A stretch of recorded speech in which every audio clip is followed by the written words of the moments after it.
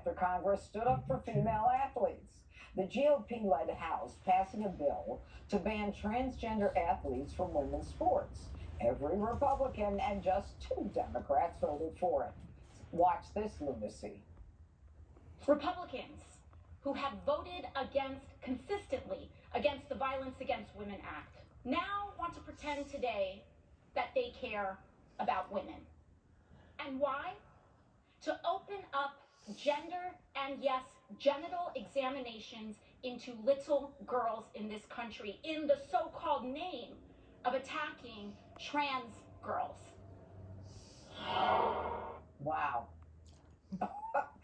Okay, so AOC is very upset because Republicans want to ban the transgenders and federal funding from going into schools K through 12. And she says that Republicans have an unhealthy fixation among transgender and little girls' genitals. She's like the Japanese soldiers on the island that didn't know the war ended years ago. Did she miss what happened in November? I mean, I bring this up again. I said it at the beginning in the A block. The Gallup's poll today about 18 areas during President Biden's 4 years in office.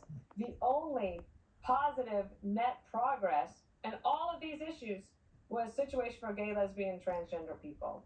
And where did that get them? I mean, they're ending up where they're ending up. And the idea that genital examination, you go to school, you submit your birth certificate, and you check mark what you were born as. That's all you have to do. There's no examination. Harold, why can't the Democrats figure out, and you know what, I'm happy if they don't, to be honest with you, but why can't they figure out they lost everything in the election because they're focused on nonsense that Americans don't care about? I wouldn't necessarily say all Democrats, but it's certainly, if you look at the vote in the House, there are only a handful of Democrats. If I were in the House, only 2 Democrats voted for the bill to protect the rights. I was just about to say that. If I were in Congress, based on my reading of the bill, I would have supported the bill. But we have a freedom of speech clause in Congress. The Congresswoman has the exact right to say what she wants to say. I happen to disagree with her. I think you're right. Dana's right. We had an election here, but even before the election, I didn't have that feeling. But after the election, after what happened, it should not be a surprise that Republicans brought this to the floor, and it should not be a surprise that it passed. Nor should it be a surprise to anybody around the table that those who disagree with it are going to speak out like they did. I will say where you're right, Judge. This issue had more potency and more resonance with suburban women as much as any issue out there. Yeah. And Democrats need to understand going forward the hold that Democrats have had on largely suburban women who happen to be white on issues, some cultural issues. They lost that in this election. And if you want to cling to this issue, understand the implications and ramifications of it. You know, Joe Biden tried to amend Title IX of the federal act to include people who identify or see themselves as females, and the federal court struck him down. So Joe, one of the last things he's trying to do before he goes out is protecting the rights of those transgenders that beat the hell out of young girls in sports. Well, you know how you enforce this policy? The same way we've done it for hundreds of years. If a guy goes into the ladies' room, the girls yell pervert, scream, run out, tell the proprietor, and the police show up. Yep. That's how it's going to be from now on. There's not going to be a guy outside the door checking people's jocks. What's going to happen is the 0.01% of trans people are going to have to go to the restroom that doesn't invade everyone else's privacy. Maybe they create a bathroom routine.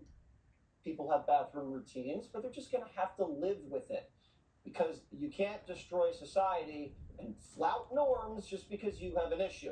Now, there's not danger to trans. The danger is to women, like the girl in Virginia, who a guy came in wearing a dress and raped her in a school bathroom. That's the danger.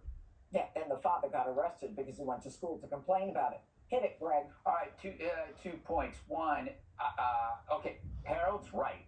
This issue can destroy the Democratic Party if you continue to follow this. We knew this. That's why we talked about it. It was a big deal.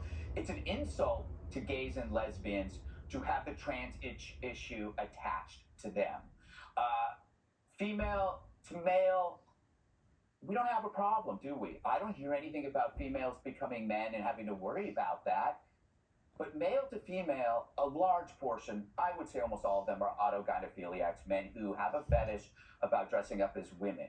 What we used to call perverts. It's incredible how our nation's so-called feminists like AOC are actually throwing real women, young girls under the bus to appease to a tiny percentage of fetishists who pair their fetish with misogyny.